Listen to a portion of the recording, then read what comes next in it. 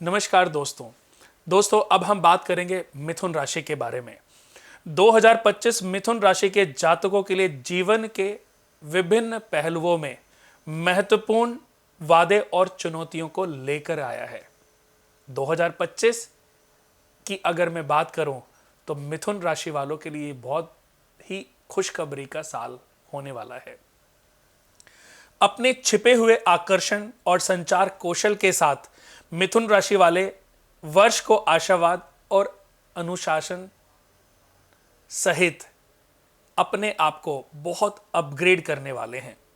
अगर मैं बात करूं उनकी सूझबूझ की, उनकी समझदारी की, तो अपनी सूझबूझ और समझदारी के साथ वो बड़े से बड़े संकट से अपने आप को निकाल कर तरक्की के मार्ग पर ले जाने वाले हैं।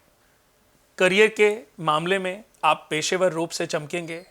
मिथुन वार्षिक राशिफल 2025 के अनुसार आप अपने क्षेत्र में अपनी पहचान बनाएंगे और जो जिम्मेदारी आप लेंगे, जो जिम्मेदारी आप अपनी कार्यशैली से अर्जित करेंगे, उसमें आपका बहुत नाम फेमस होने वाला है।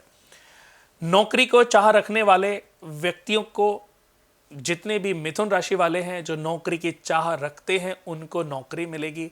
और जो कोई व्यापार आरंभ करने की सोच रहे हैं, अपनी कोई स्ट्रेटजी बना रहे हैं, अपने कोई डिसीजन उन्होंने लिए हैं लेकिन अब वो इम्प्लीमेंट करने वाले हैं, तो उनको भी सफलता का स्वाद चखने को मिलेगा। ये 2025 बहुत ही अद्भुत होने वाला है मिथुन राशि वालों के लिए। वार्षिक 2025 के अनुसार ग्रहों के गोचर से संकेत मिलता है कि यह साल स्थिरता पूर्वक उनके पक्ष में है। मिथुन वार्षिक राशिफल 2025 के अनुसार जो रोमांटिक मोर्चे पर या पर्सनल पति पत्नी के बीच की अगर हम बात करें तो अपने पार्टनर के साथ संबंधों में गहराई आएगी। हालांकि कुछ थोड़े बहुत क्वेश्चनिंग उत्पन्न हो सकती है।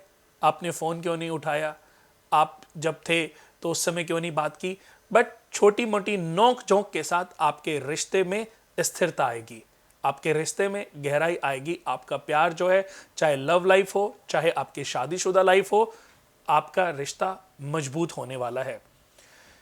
पहली छमाही में भी अच्छा होगा और दूसरी छमाही में और भी ज़्यादा आपको लाभ मिलने वाला है। और आप अपनी पत्नी के साथ मिलकर भी कोई अगर काम करने की सोच रहे हैं तो उसको आरंभ कर दीजिए, उसमें भी बड़ी सफलता आपका इंतजार कर रही है।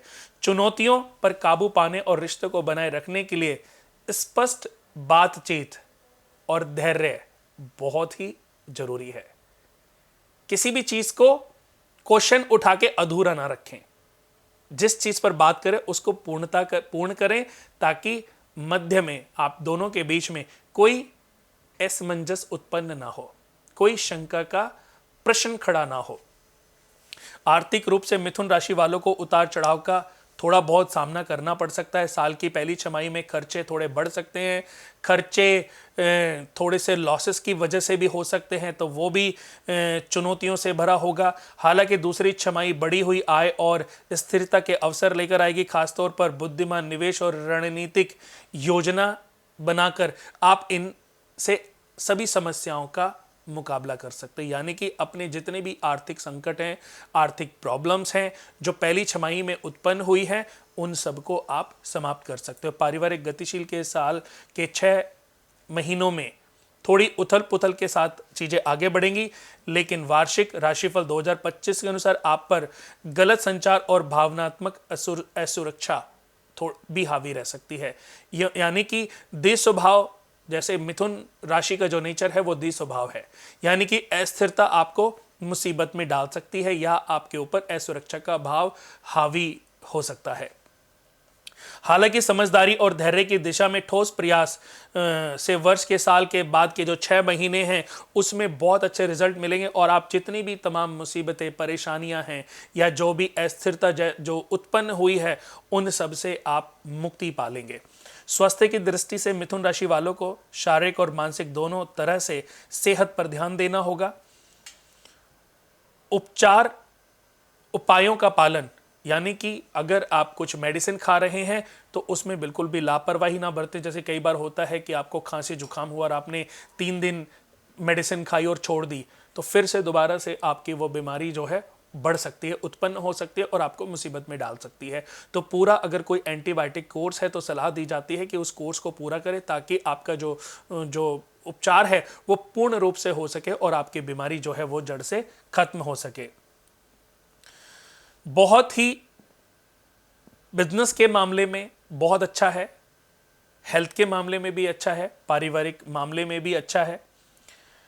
मिथुन राशि फल 2025 के अनुसार पूरे वर्ष आध्यात्मिक प्रथाओं और धार्मिक कार्यों, जैसे कि कुछ ऐसी जगहों पर आपको इनविटेशन मिलेगा, जैसे भागवत कथा हो रही हैं, कहीं पर हनुमान जी का कीर्तन हो रहा है, कहीं पर साईं बाबा का कीर्तन है, कहीं पर कोई भी इस तरीके के अगर आपके पास आमंत्रण आते हैं तो जरूर जाएं। कुछ समय आध्यात्म से भी जुड़ें, क्योंकि ये सलाह दी जाती है कि आध्यात्म से जुड़ने की साथ ही आपकी बहुत सारी जो मानसिक परेशानियां हैं उनसे आपको मुक्ति मिलेगी।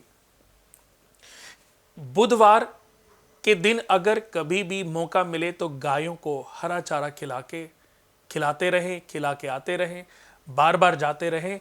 ये आपको सलाह दी जाती है कि मिथुन राशि वाले अगर बुधवार के दिन गायों को हरा चारा डालते हैं, या जो छोटे बैल, नंदी बैल होते हैं, सांड होते हैं, नंदी बैल होते हैं, उनको हरा चारा खिलाते रहने से आपके ऊपर चल रहे संकट, चल रही मुसीबतें, चल रही परेशानियां, चाहे किसी भी ट्रैक से क्यों ना हो, वो सब समाप्त हो जाएंगी।